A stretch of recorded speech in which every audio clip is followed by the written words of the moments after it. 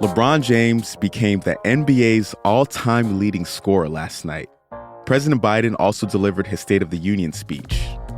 This is The 7 from The Washington Post. I'm Jeff Pierre. It's Wednesday, February 8th. Let's get you caught up with today's 7 stories. First up, we have an update from Turkey. The death toll from this week's earthquake has risen to more than 11,000 people.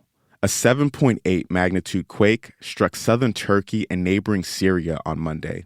If you want to understand the full extent of the devastation, yesterday's episode of Post Reports, that's our afternoon podcast, examined the rescue efforts. More than 50,000 people are injured, and rescue teams are racing against time to find people still trapped under rubble. Abnormally cold weather there is making the task even more difficult. If you've been hearing the news over the past couple of days and are wondering how you can help, you can start with organizations like the International Rescue Committee, the International Red Cross, Doctors Without Borders, and UNICEF. President Biden delivered his State of the Union speech in Congress last night. That's number 2. The president defended his record and made a direct appeal to blue-collar workers. I ran for president to fundamentally change things, to make sure our economy works for everyone, so we can all feel that pride in what we do. To build an economy from the bottom up and the middle out, not from the top down. Because when the middle class does well, the poor have a ladder up, and the wealthy still do very well. We all do well. There was also an unusual back and forth with Republican lawmakers who jeered him. Some Republicans want Medicare and Social Security to sunset. I'm not saying it's a majority. Let me give you, anybody who doubts it, contact my office. I'll give you a copy. I'll give you a copy of the proposal. That means Congress doesn't vote. Biden's speech was a preview of his potential 2024 campaign message. It also foreshadowed the possibility of cooperation, as well as nasty partisan fights over the next 2 years. Number 3, the Chinese balloon appears to be a part of a huge spying program.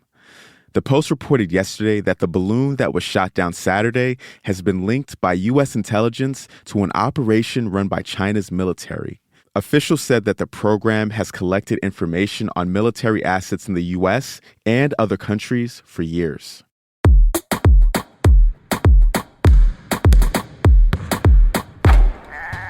Number 4, LeBron James set the NBA's all-time scoring record. Coming to the end of the third quarter, LeBron James, a shot in history. And there it is!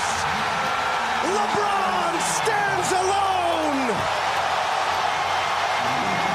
The NBA's all-time scoring record now belongs to LeBron James. This is pretty incredible. The Los Angeles Lakers star scored 38 points in last night's game against the Oklahoma City Thunder. That put him at a total of 38,390 points. He passed Kareem Abdul-Jabbar, who held the record for more than 38 years. When LeBron came into the league almost 20 years ago, that record was almost seen as untouchable.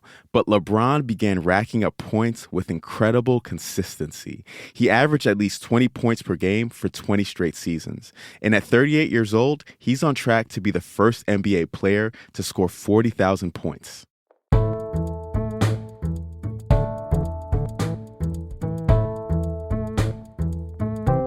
At number 5, a major oil giant lowered its climate goals yesterday.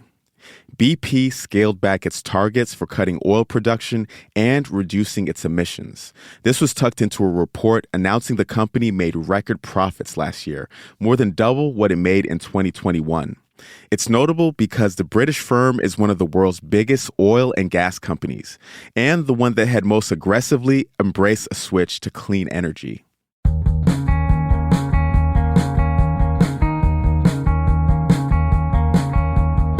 You may want to wait on filing your taxes. That's story number 6. Nearly 24 states, including California and New York, gave people stimulus-like payments or rebates last year to offset rising prices. And the IRS doesn't have the tax guidance for that money yet. So what should you do? If you live in one of those states and received those benefits, the agency says to hold off filing returns until it finalizes the rules.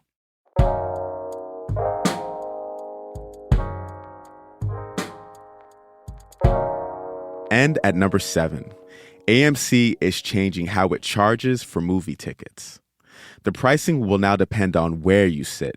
The best seats, the ones in the middle, of course, will cost $1 or $2 more. The company announced the changes this week. The new model has already launched in some locations and will roll out across the country by the end of the year. And just like that, you are all caught up. If you're liking the show, don't forget to share this podcast with a friend. You and that friend could also leave us a rating or a review wherever you're listening to the podcast. I'm Jeff Pierre, and I'll meet you back here tomorrow.